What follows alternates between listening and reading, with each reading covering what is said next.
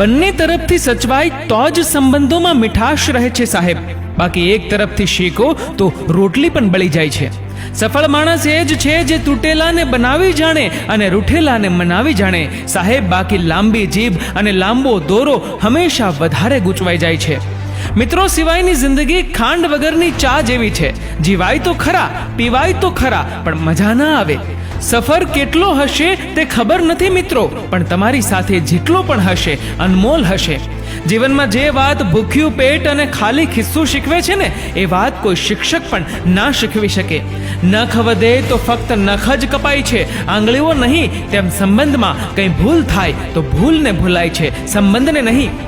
ઘણીવાર સંબંધો બગડી જાય છે, કારણો મળતા નથી. અને સાહેબ, જ્યારે કારણો મળે છે ત્યારે સંબંધો પાછા મળતા નથી. કદીક સીધું કદીક આડું ચાલ્યા કરવાનું આ ગાડું, કર્મની ઘંટી દળતી રહેતી, થોડુંક ઝીણું થોડુંક જાડું. સપનાઓને રોકો ત્યાં તો ઈચ્છાઓનું આવતું ધાડું. આ જીવન છે જ અડવિતરું, બસ દિલથી જીવી લો થોડું. બીજાની ખામી શોધવા વાળા માખી જેવા હોય છે સાહેબ, જે આખું સુંદર શરીર છોડીને ફક્ત ઘા ઉપર બેસતા હોય છે. સહનશીલતા એ સ્વભાવ નહીં, સંસ્કાર છે. ત્રાજવું વજન માપી શકે છે, ગુણવત્તા નહીં. આગળ વધવા વાળા બીજાને ક્યારેય અટકાવતા નથી અને બીજાને અટકાવવા વાળા ક્યારેય આગળ વધતા નથી. ગુસ્સો માણસને મામૂલી બનાવે છે, મદદ માણસને મોટો બનાવે છે, જ્યારે ક્ષમા માણસને મહાન બનાવે છે. કોઈ ભૂલી જાય તો ગભરાશો નહીં, જ્યારે તમારું કામ પડશે એ જ શોધી કાઢશે. તમે બસ વહેતા પાણીની જેમ વહેતા જાઓ, કચરો આપમેળે કિનારે થતો જશે. થાક દરેક વ્યક્તિને લાગે છે, કોઈકને જિંદગીથી તો કોઈકને જવાબદારીઓથી. સપના તોડજો પણ સંપ ના તોડતા. દરિયો પણ અજીબ રીત નિભાવે છે સાહેબ, શ્વાસ હોય ત્યાં સુધી ડૂબાડે છે અને શ્વાસ છૂટે પછી કિનારો બતાવે છે. સ્વાર્થી લોકોનું પણ આવું જ હોય છે. આ જગતમાં કોઈ એવો ગરીબ નથી કે જે બીજાને મદદ ન કરી શકે, અને કોઈ એવો પૈસાદાર નથી કે જેને બીજાની મદદની જરૂર ન પડે. વાણીથી માફ કરવા માટે સમય નથી લાગતો, પણ હૃદયથી માફ કરવામાં જિંદગી નીકળી જાય છે. સમય એટલો સરસ પસાર કરો કે યાદ કરો ત્યારે ખુશી થાય, અફસોસ નહીં.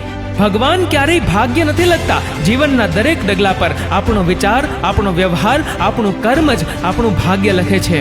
જે સન્માનથી ક્યારેય અભિમાની નથી થતા, અપમાનથી ક્રોધિત નથી થતા, અને ક્રોધિત થઈને પણ જે ક્યારેય કઠોર શબ્દો નથી બોલતા, વાસ્તવમાં એ જ શ્રેષ્ઠ હોય છે. દુનિયા તમારા માટે ગમે તેવા વિચાર કરે, પણ તમે તમારા મનથી તો મજબૂત રહેજો, કેમ કે જેના મૂળમાં જ મજબૂતાઈ હશે તો વાવાઝોડા હલાવી નાખશે પણ પાડી નહીં શકે. તમે તમારી અંદર રહેલી ખૂબી શોધો, બાકી તમારી ખામી શોધવા તો ભગવાને દુનિયા બનાવી છે. મુઠ્ઠીમાં જે ખુશીઓ બંધ છે એ બધામાં વહેંચી દો સાહેબ. તમારી હોય કે મારી હથેળી તો એક દિવસ ખાલી જ રહી જવાની છે. ઘણીવાર જિંદગીમાં તકલીફો આપણી પરીક્ષા લેવા માટે નથી આવતી, પણ આપણી સાથે જોડાયેલા લોકોની સાચી ઓળખાણ કરવા માટે આવે છે. કોઈએ ભગવાનને પૂછ્યું, તમારી પૂજા કેવી રીતે કરું? ભગવાન બોલ્યા, તું પોતે હસતો રહે અને બીજાઓને પણ હસતા રાખ, બસ થઈ ગઈ મારી પૂજા. લખનારા બધું જાણતા નથી, જાણનારા બધું લખતા નથી. બસ એ જ તો જિંદગીનું ગણિત છે સાહેબ. વાંચનાર બધું સમજતા નથી અને સમજનાર બધું વાંચતા નથી.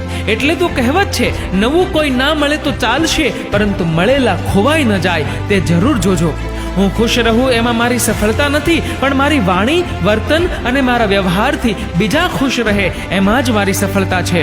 સંભાળીને ચાલજો સાહેબ, આ માણસોની વસ્તી છે, અહીંયા ભગવાનને પણ વાપરી લે છે, તો તમે શું હસ્તી છો? સાચી મૂડી તો આપણા સંબંધો છે, બાકી મહેલોની એકલતામાં તો કંઈક ધુરંધર રોયા છે. માટી જ આપણને જકડી રાખશે, બાકી આરસ પર તો ઘણા લોકોને લપસતા જોયા છે. મિત્રો, આ વિડીયો વિશે તમારું શું કહેવું છે? નીચે કમેન્ટ કરીને જરૂરથી જણાવજો. મિત્રો, જો આ વિડીયો ગમ્યો હોય તો આ વિડીયોને લાઈક કરજો અને વધુમાં વધુ લોકો સાથે શેર કરજો. અને આવા જ બીજા પ્રેરણાદાયી વિડીયોઝ જોવા માટે સબસ્ક્રાઇબ કરો અમારી યુટ્યુબ ચેનલને અને ફેસબુક પર ફોલો કરો અમારા પેજને. ધન્યવાદ.